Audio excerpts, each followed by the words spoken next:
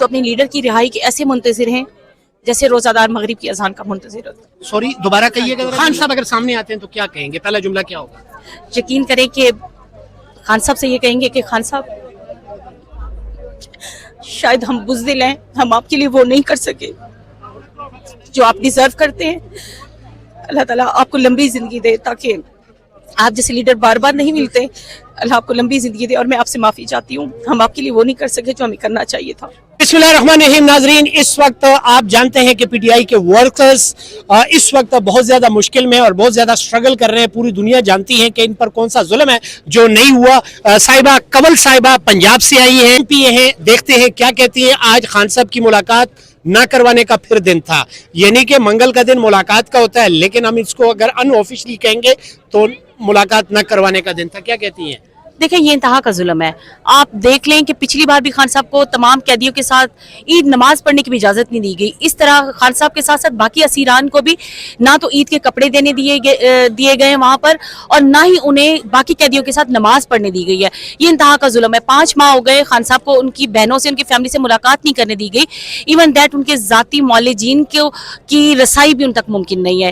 تو یہ انتہا کا ظلم ہے. دیکھیں عام قیدی کو بھی اس کا حق دیا جاتا ہے. پاکستان کی سب سے بڑی سیاسی جمہوری پارٹی کا لیڈر جو کہ کال کوٹڑی میں اس عوام کے لیے بیٹھا ہے, اس پاکستان کے لیے بیٹھا ہے, انقلاب کے لیے ہمیں سب کو باہر نکلنا ہوگا. سائمہ کنول کو اگر مریم نواز صاحبہ کی آفر آ جائے کہ منسٹری ہم نے دینی ہے, آپ کو کال کرنی ہے اور آ جائے منسٹری اور آپ کو تمام پروٹوکول ملے گا, سائمہ کنول ایز اے ایم پی اے کس طرف جائیں گی؟ دیکھیں ہمارے بہت سے لوگ لوٹا ہوئے ہیں, ایون دیٹ ایک خاتون بھی ہوئی ہے, تو خان صاحب کا مینڈیٹ اس نے بیچا ہے.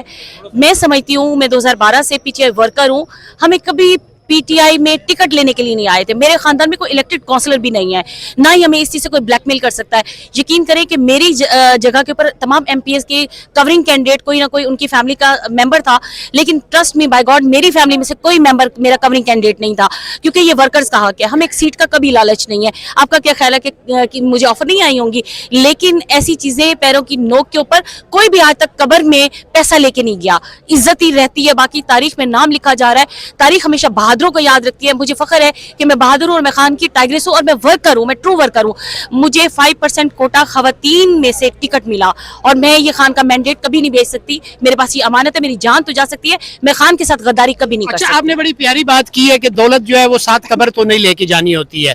تو آپ یہ بتائیں کیا ان لوگوں کو نظر نہیں آتا جو اربہاں وہ رکھتے ہیں سائڈ پہ کر رہے ہوتے ہیں, لائک نواز شریف ہے, زرداری صاحب ہے, ان لوگوں کو یہ نظر کیوں نہیں آتا؟ دیکھیں وہ اپنی اولاد کے لیے پیسہ ہی دے کر جاتے ہیں, ان کو عزت نام سے کوئی لینا دینا نہیں ہے.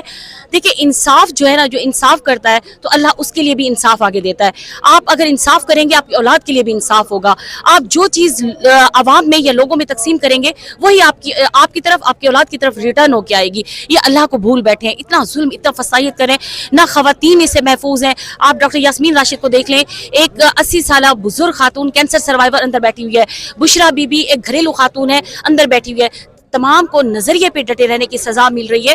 تو یہ چیزیں ان کے لیے بھی ایک سبق ہیں کہ خواتین جو ہے وہ تاریخ میں اپنا نام بنا رہی ہیں, تو ان کو بھی شرم آنی چاہیے. جو لفظ یہ خود کہتے ہوتے تھے شرم ہوتی ہے, حیا ہوتی ہے, ان کو خود کو کرنی چاہیے کہ خواتین رول ماڈل بنی ہوئی ہیں اور انہیں بھی چاہیے کہ یہ انصاف کریں تاکہ ان کے ساتھ بھی انصاف ہو اس دنیا میں بھی اور آخرت میں بھی. یہ بتائیے عام زندگی میں کتنا ایک پیسہ چاہیے ہوتا ہے کہ زندگی بندہ آرام سے گزار سکے؟ دیکھیں پیسہ حق حلال کا ہو, اور پیسہ آپ جو حق حلال کا ہوتا ہے نا وہ آپ کو 2 وقت کی روٹی مل جاتی ہے, آپ کو اچھا گھر مل جاتا ہے, بیشک چھوٹا گھر ہو, آپ پرسکون زندگی گزار سکتے ہیں. حرام کی کمائی سے آپ بڑے ایکڑوں کے اوپر کوٹھیاں بنا لیں, آپ دن رات 7 قسم کے کھانے کھائیں, آپ کو کبھی سکون نہیں آ سکتا.